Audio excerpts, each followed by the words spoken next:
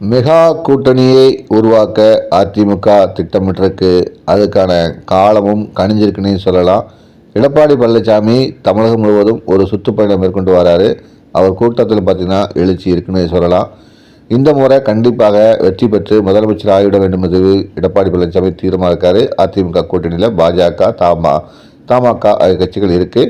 இப்போ புதிய கட்சிகளிடம் பேச்சுவார்த்தை நடத்தப்பட்டு வருது. அந்த வகையில் பழம் நழுவி பாலில் விழுந்த கதையா தற்போது அதிமுக கூட்டணியில் விஜய் இணைவதற்கான வாய்ப்பு 90% உருவாகிவிட்டதாகவே சொல்லப்படுது. இதற்கான பேச்சுவார்த்தையை எடப்பாடி பழனிசாமி மற்றும் பாஜக தலைவர்கள் முன்னெடுத்திருக்காங்க. கரூர் சம்பவத்துக்கு பிறகு அதிமுக தரப்பில் விஜய் தரப்பில் ரொம்பவே நெருங்கிட்டாங்கன்னே சொல்லலாம். அந்த அளவுக்கு ஒரு ஆதரவு கருத்தை அதிமுக நீட்டிருக்கு. இது கூட்டணிக்கான ஒரு விஷயத்தில் பூக்களாக மலர்வதற்கான வாய்ப்பை உருவாக்கியிருக்குன்னு சொல்லலாம். ஒரு இணக்கமான ஒரு சூழ்நிலை உருவாக்க சொல்லலாம். அதனால் இந்த முறை தாவேகா அதிமுக பாஜக கூட்டணியில் இணைந்து போடுறதுக்கான வாய்ப்பு முழுமையாக உருவாகிருக்கு. பாஜக இருக்கே அப்படின்னு ஒரு சந்தேகம் இழலாம். ஏன்னா கொள்கை எதிரியாக பிரகடனப்படுத்தப்பட்ட பிறகு பாஜக இருக்க கூட்டணியில் தாவேகா அங்கம் வைக்குமா அப்படின்னு ஒரு கொஸ்டின் எழுந்தது. இதுக்கு அரசியல் நோக்கர்கள் என்ன சொல்கிறாங்கன்னா, தற்போது தமிழ்நாட்டில் நடக்க போவது சட்டசபை தேர்தல் தான், மாநில தேர்தல் தான்.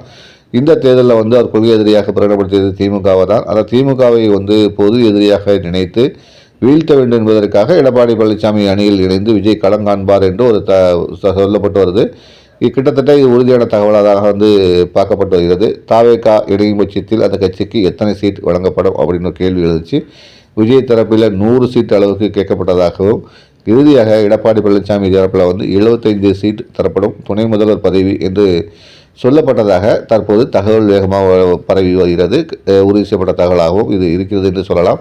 கூட்டணி உருவாகும் பட்சத்தில் இதற்கான கையெழுத்தும் ஆகும் என்று எதிர்பார்க்கப்படுகிறது.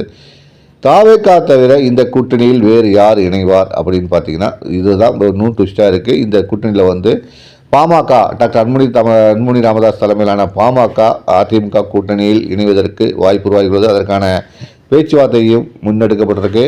பாமக இந்த அதிமுக அணியில் மீண்டும் இணைகிறது. அதே மாதிரி பார்த்தீங்கன்னா தேமுதிகவும் இந்த அணியில் இணைவதற்கான வாய்ப்புகள் அதிகமாக உருவாகியுள்ளது. அந்த வகையில் பார்க்கும்போது அதிமுக கூட்டணியில் தாவேகா, பாமக, தேமுதிக ஆகிய கட்சிகள் ஒன்றாக அதிமுக கூட்டணியில் பயணிக்க இருப்பதாக சொல்லப்படுகிறது. அதற்கேற்ப தொகுதி பங்கீடு விவரங்களையும் சுமூகமாக முடிக்க எடப்பாடி பழனிசாமி திட்டமிட்டுள்ளார். அந்த வகையில் ஒரு மிக பிரம்மாண்டமான ஒரு கூட்டணியை அமைப்பதற்கு அதிமுக திட்டமிட்டிருக்குன்னே சொல்லலாம்.